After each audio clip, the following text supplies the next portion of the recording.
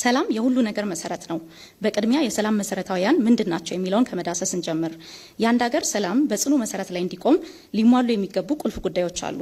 አንደኛ የጸና ዲሞክራሲያዊ ስርዓት፣ ሁለተኛ አካታችና አሳታፊ የፖለቲካና የኢኮኖሚ ስርዓት፣ ሶስተኛ ጠንካራ ተቋማት፣ አራተኛ ማህበራዊ ትስስርና የጋራ ማንነት፣ አምስተኛ የፖለቲካ አለመግባባት የሚፈታበት ውጤታማ ስርዓት ናቸው።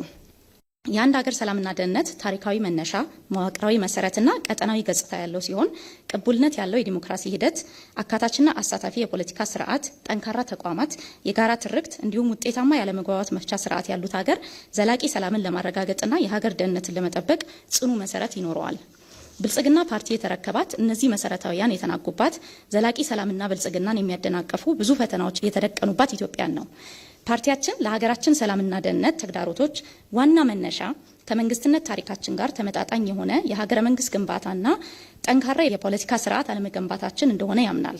ከሌሎች ፓርቲዎች ቁንጽል ሀሳብ፣ ሚዛናዊ ያልሆነ አመለካከትና ክስተት ተኮር ትንተና የተለየ ስትራቴጂክ እይታ ያለው ፓርቲያችን ባለፉት ዓመታት ይህንን የቅቡልነትና የአካታችነት የተቋማት ድክመትና የትርክት ጉድለት በመሙላት ህብረ ብሔራዊ አንድነትን ለማጠናከር የተቀናጀና ውጤታማ ጥረት ሲያደርግ ቆይቷል።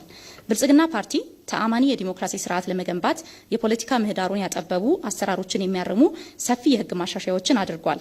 እነዚህ የህግ የአሰራርና ተቋማዊ ማሻሻያዎች የፖለቲካና የሲቪክ ምህዳሩን በማስፋት የሀገራችንን የዲሞክራሲ ግንባታ ሂደት ያፋጠኑና ተጨባጭ ውጤቶችን ያስመዘገቡ ናቸው።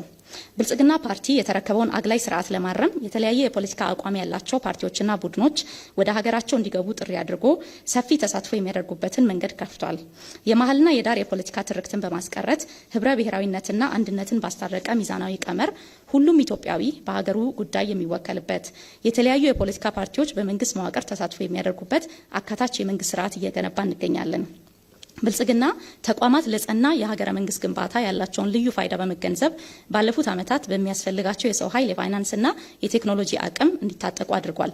በተለይም የሀገርን ደህንነት ለመጠበቅ መልካም አስተዳደርን ለማስፈንና የህግ የበላይነትን ለማረጋገጥ ልዩ ፋይዳ ያላቸው የመከላከያ የፖሊስና የፍትህ ተቋማት ህብረ ብሔራዊነትን የሚያንጸባርቁ ከሁሉምና ለሁሉም ኢትዮጵያውያን እንዲሆኑ ጥረት አድርጓል።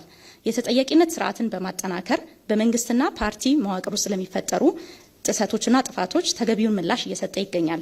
ነገር ግን ከህዝብ ዘላቂ ጥቅም ይልቅ የራሳቸውን የፖለቲካ ጥቅም ያስቀደሙ ኃይሎች ሰላማችንን ሲፈታተኑት ቆይተዋል።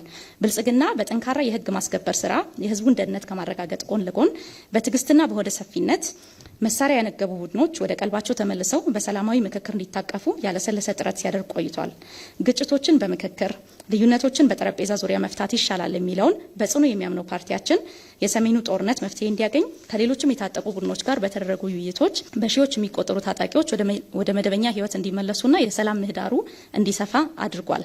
አሁንም የሀገራችን ሰላምና ደህንነት ለማረጋገጥ የሚቀሩን ስራዎች አሉ። በቀጣይ ፓርቲያችን የዲሞክራሲ ስርዓቱንና ተቋማትን እያጠናከረ አለመግባባቶችን በውይይት ለመፍታት የሀገራዊ ምክክር ሂደቱን በመተግበር አካታችና አሳታፊ የፖለቲካ ስርዓቱን እየገነባ ይቀጥላል። ምልክታችን የመደመርና የአንድነት የትብብር ተምሳሌት የሆነው የስንዴ ነዶ ነው። የስንዴ ነዶን ምረጡ።